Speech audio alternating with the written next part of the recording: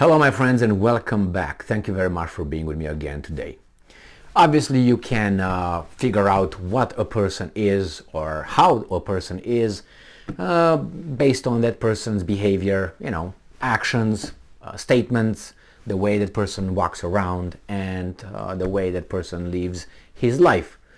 And you could immediately identify if that person has a master mentality or has a slave mentality.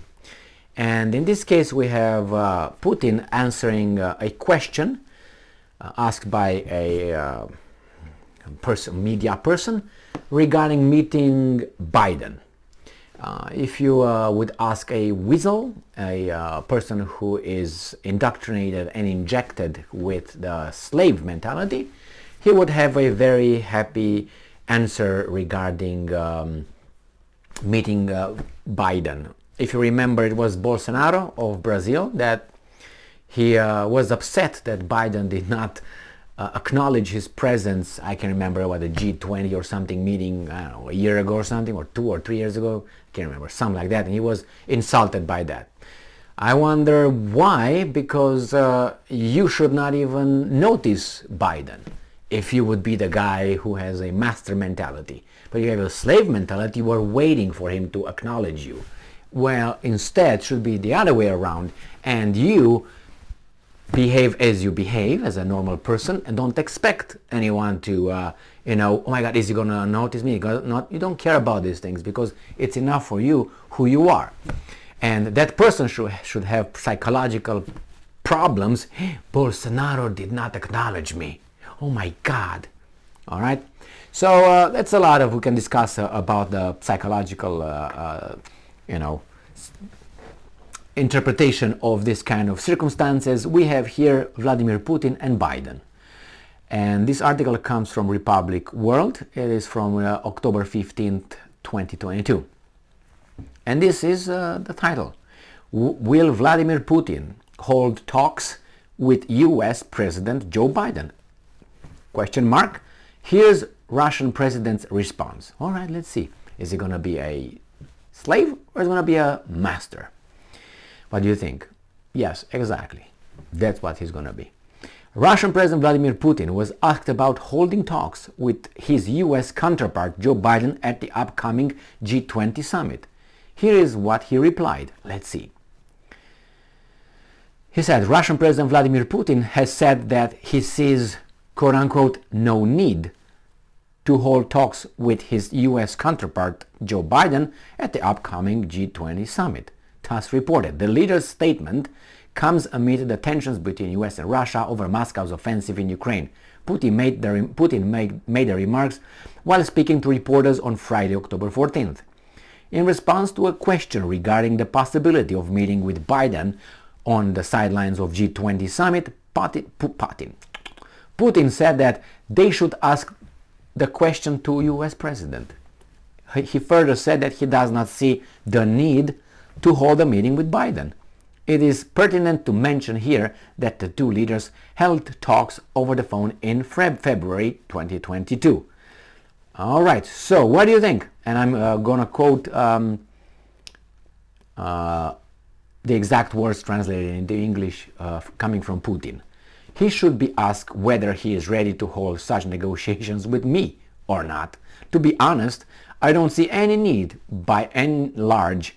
There is no platform for any negotiations for the time being, Vladimir Putin said when asked about possibility of meeting Putin as per TASS, probably of meeting Biden.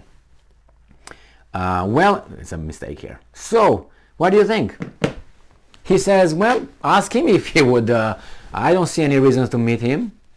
Like, I'm not, my tail is wiggling right there, happy that you asked me this question. He's not too arrogant to say, he's an idiot, I don't want to talk to him, or something like that.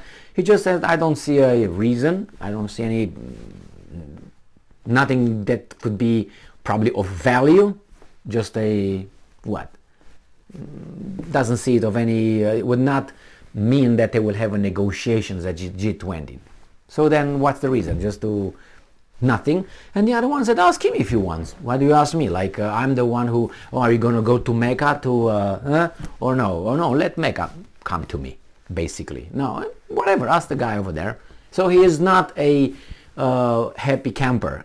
Or I'm happy you asked me that. Oh my God, I will be gladly. Because, to be fair, in the past, 8 months, Russia, from the articles I read, and I read them from Ukrainian side, from the American side, from the British side, from the German side, from the French side, and from the Russian side. They all said the same thing. Russia was ready to negotiate anytime. Anytime.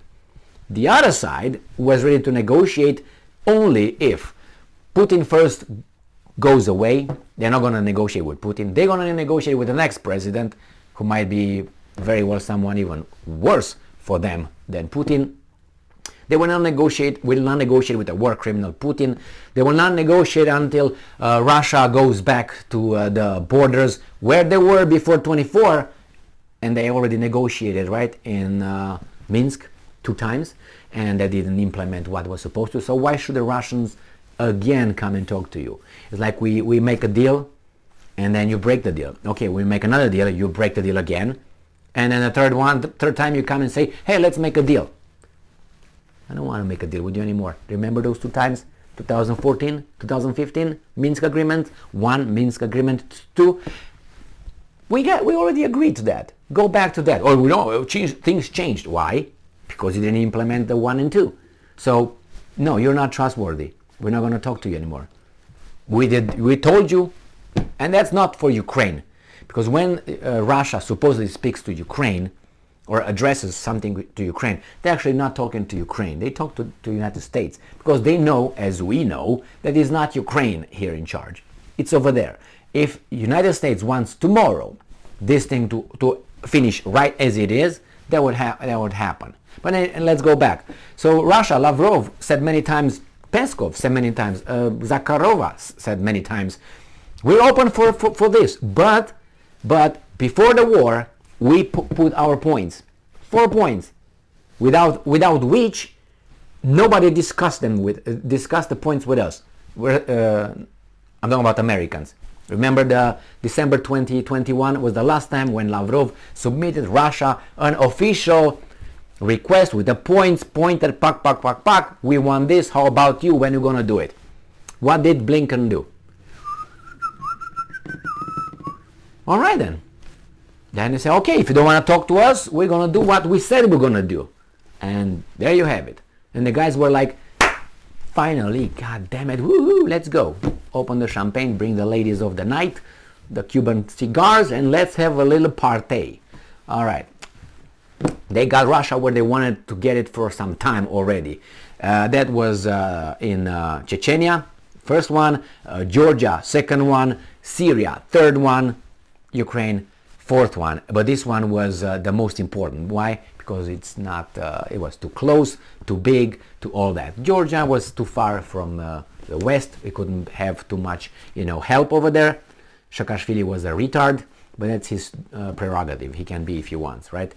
So again, Syria, the Russians are danced around, and they bent over backward to leave the Americans invade a sovereign country, which is Syria, and still have about 1,000 reported military troops over there, sucking I wish they would, but they don't, sucking the oil, the Syrian oil, and selling it from the east side of Syria.